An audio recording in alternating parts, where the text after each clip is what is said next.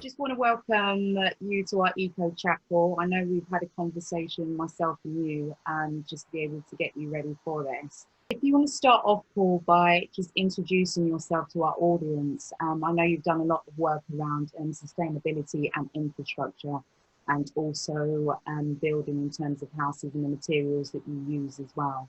So I just want everyone to know who you are and what your background is and all the amazing work that you've been doing. Okay, well, thank you very much. I really appreciate this opportunity to have a chat with you guys. So I've actually, originally I'm from the States, but I'm in Shanghai. I've actually been living and working in Asia for the last 30 years. I came out to Asia in 1991 after getting a degree in international affairs from the University of Colorado, and ended up for about 6 years working with a really large Japanese engineering firm in a newly formed division that they had called the Environmental Sales Division, which I just kind of fell into, but it was a perfect fit for what I wanted to do. We were actually, this is in the early 90s, we were tasked to sell big scrubbers to coal-fired power plants. And we were quite successful in doing that in Eastern Europe, in particular, in the Czech Republic and in Prague. We did it in Canada and whatnot, up in the Fort McMurray, up in the tar sands area in northern Canada. And we tried to do some stuff in Venezuela with the really nasty fuel sources, really high sulfur content fuel sources they have there. And so very early on in my career, 30 odd years ago, I actually ended up in sustainability.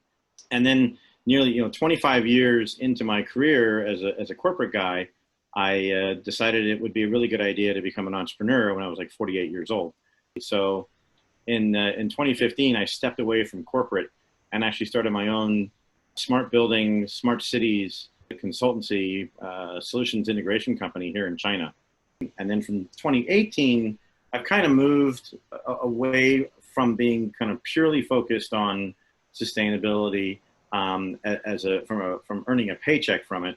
I continue to be extremely passionate about following all kinds of information from different sources around the world, constantly reading, constantly interfacing with people on what's going on, and moved to, for a little while, I've been running now a negotiation consultancy out of the UK here in China for their China operations, and kind of thinking, how do I get corporations when they think about negotiation and their supply chain and whatnot to think about how to do this more sustainably? How can they be pushing down into their supply chains, into level 2, level 3, level 4, to get their suppliers to do things in a more sustainable way?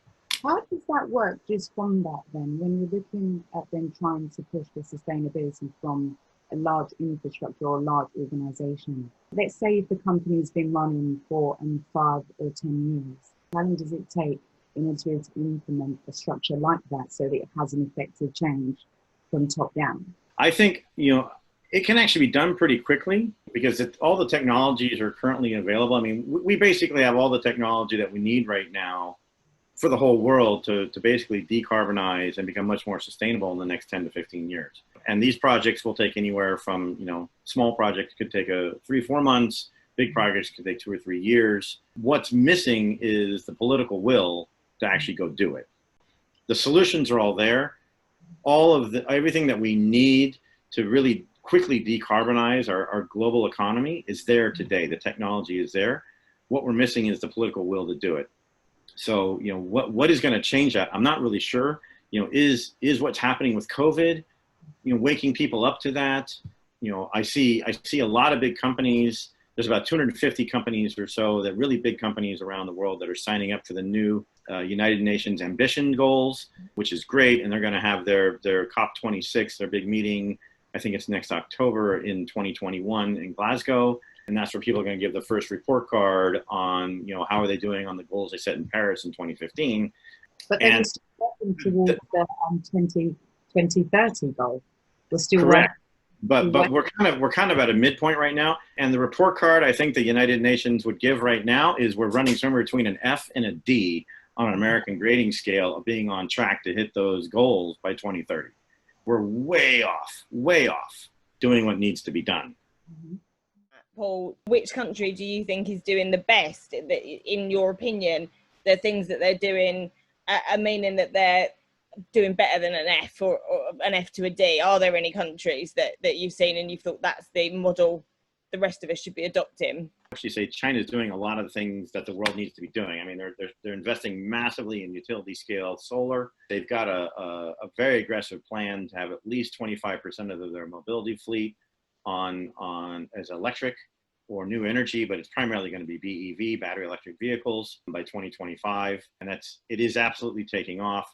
Where they are significantly lagging right now is in the energy efficiency of their building and the plans that are going for that. I think China, in some respects, is actually a model to be copied by other countries. I think certain things are also happening in the US that are actually really encouraging. In the US, the coal mines are being shuttered. The coal-fired power plants are being shut down because they just don't make economic sense anymore. Luckily, the big financial institutions are all coming forward now and saying they're not going to fund any new coal-fired power projects in North America. And all this is despite what the federal government has been trying to do for the last 3 years. That said, what the US has been doing is shifting most of its power over to gas-fired turbines or combined cycle, which is still using natural gas, which is still a greenhouse gas. It does not get you to zero emissions. It reduces your emissions a lot from where you were, but it doesn't actually go the whole way to zero emissions. When you build a new power plant, particularly if you're spending infrastructure money on a gas turbine or something, you need 20, 25 years at least to make those economically make a lot of sense. If they were going straight to really high efficiency utility scale solar and wind farms, of which there is a lot, but it's just not happening fast enough, you get to zero emissions right then and there. Now, as you start to look all the way down the supply chain, the manufacturing, the supply of the panels, the manufacturing of the blades and the turbines, can that be done more environmentally sustainably? Probably, but let's we got to eat this elephant one big bite at a time. That seems to be the way forward, in my opinion. So there's examples around. It's interesting that places like even in the Middle East, you've got countries investing massively in solar that are their economies are totally hydrocarbon dependent. They've seen the writing on the wall. They understand that they've got to get off of it. They need to keep selling oil in the meantime, so they've got a source of income, which isn't great. But the fact that they're spending a lot of money trying to move to that next generation is really encouraging. The countries that you've mentioned that are doing well, what effect does that have then on the living standards of people within that country? Because if there's a progressive economic structure that's uplifting and that's doing really well, is that then having a positive living standards on the people that are actually living in the country in terms of education, housing and medical care? In terms of like job creation, everything that is being published out there is saying that as you move to this renewable energy economy, you're definitely creating a lot of new jobs. I don't know if they're replacing $60, $70 an hour coal mining jobs, but they're still going to pay 40 or 50 bucks, mentality, which is certainly better than everybody ended up working at a fast food restaurant for minimum wage, which tends to be where all the service economy jobs have been created in the last 10 years, it seems. Certainly, there's a lot of jobs that have been created in China in particular as a manufacturing center of the world. The companies that are manufacturing the wind turbines, that are manufacturing the solar panels, I mean, all of that stuff is primarily manufactured now in China. 10 years ago, that was not the case. 10, 15 years ago, everything came from Germany and the US. And here in 2020, the vast majority of all those equipments and systems and whatnot is all manufactured here in China. From a jobs perspective, there's a lot of examples of that. I think even in North America, there's training programs going on, and this is happening in Germany as well. It's also made a big commitment to getting off of coal. In Germany, there's massive retraining programs sponsored by the government to take the coal miners and the people working in the mines and retooling them to work in renewable energy. In the U.S. in the 1970s, I mean, was it Lake Erie actually caught on fire. Mm-hmm. The lake caught on fire because they were dumping so many nasty chemicals into it. And then that's when the EPA started to get its teeth. And, America didn't start addressing some of these issues until then. Do these things create new jobs? Yes, they do. But as you really start to look at improving the environment and becoming more sustainable, which means you're using less and less hydrocarbons and decarbonizing your economy, the overall health and well-being of your population significantly improves. what do you think will be the biggest change in how we live our lives eco-wise in, say, the next 10 years? What do you see coming for us as a people? I think we are going to have to see a much bigger push towards electrification. I think the movement towards electric power vehicles and hopefully public transportation will significantly increase. I think you'll see a wide adoption of that in Europe because of the nature, the population densities and the willingness of the people to do it. I think Americans will go kicking and screaming to not have their own private cars. I mean, there's really only one city in America that has any public transportation infrastructure to speak of, and that's New York City. You got a little bit in the Bay Area, you got a little bit in Chicago, a little bit in DC, but for the most part, public transportation is not really an option in most cities in America. Mm-hmm. So that means electrification of mobility needs to really step up. I think we will see a lot more of renewable energy. I think it's definitely coming and it's going to happen. Is it going to happen at a scale big enough to move the needle the way it needs to be moved in the next 10 years? Again, I don't know. I would also say, and this is not necessarily on the positive side, I think, like we've seen this summer here, particularly in China, but you're seeing the hurricane season starting earlier on the U.S. East Coast. We've had record flooding here in China. They've had record flooding in Bangladesh. There's 37 million people that got made homeless in Bangladesh in the last 6 weeks because of the torrential downpours that are occurring. So I think the weather patterns are absolutely, no question they're changing. They're changing ever faster. The amount of rainfall that's coming out of the sky as the planet heats up, there's more moisture going up into the clouds, more moisture goes up into the clouds, the more rain, and it's just this incredible cycle that keeps feeding over itself. We're going to see a lot more really extreme weather, like the fires we saw in Australia last year, the fires in California 2 years ago, the fires in Spain and in Greece. They're newsworthy at this point because they're so big and so, relatively unusual. In 5 years' time, once they've been happening for the last, every year, are people still going to be worried about it? I don't know. So one of the things that may also happen is we get desensitized a bit to the weather changes we're about to go through. But I think, there's some positive things. The solutions are out there. But I think from a weather perspective, the climate change is real. It's happening. It's not happening in 10 or 15 years. It's happening right now. I think in 10 years, I'm certainly no scientist, but it sounds to me from everything I'm reading, you'll easily be able to sail a ship through what was the Arctic Circle, the ice caps, by the end of the decade in the summer. Even now, you still can't do that. But even though the ice cover is whatever, it's 30-40% of what it was 15, 20 years ago in the summer rather. I think in the summers by 2030, you may find that there's no ice at all on the northern, the polar cap. The majority of the countries that we've spoken about trying to maintain that sustainability, being in Asia and in the US and in Europe, where do you see then Africa playing that role?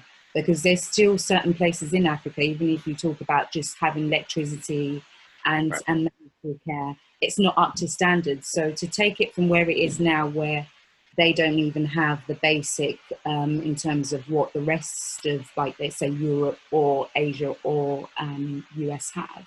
Right. Where do you see them developing?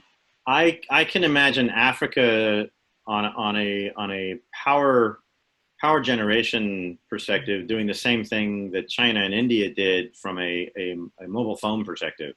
I think that same scenario can play out in Africa with distributed power, particularly with solar panels, where in villages, small communities will be able to have their own complete distributed power. They won't need to build a grid. You won't have a centralized 200, 500,000 megawatt power station. You can have panels on the roof. You're already starting to see this. Are we going to see it enough to get them into what might be considered a modern economy? I think that'll come in the next 30, 40 years. If they're going to build industry, they'll definitely need to add more utility scale power generation. But hopefully, they will do it, not using the natural resources in the ground, and let's use the natural resources in the atmosphere in terms of the sunlight and the wind. So I can see them actually doing that a lot. And I think one of the biggest challenges for the world, and it's going to impact Africa the most, is our loss of the natural habitat. The idea that humans can survive without nature is, that definitely leads to a very dystopian future. We're very sophisticated, but we're still animals. And we still share this planet with a lot of other species. So, Africa is going to need a lot of help and a lot of incentives, I think, from the so-called developed world to also hang on to, the remaining nature that they've got, because it really is, it's a resource for all of humanity. It's, it's not just an African resource. We've got to figure out how to save what we still have. With all of your journey that you talked us through, where do you see yourself then in the next 5 to 10 years, especially champion for sustainability and more eco-friendly infrastructures? For the last 5 years, I've taken a very entrepreneurial path and retooled myself, frankly, to be more sustainable, to be more resilient in terms of my own career and how I do things.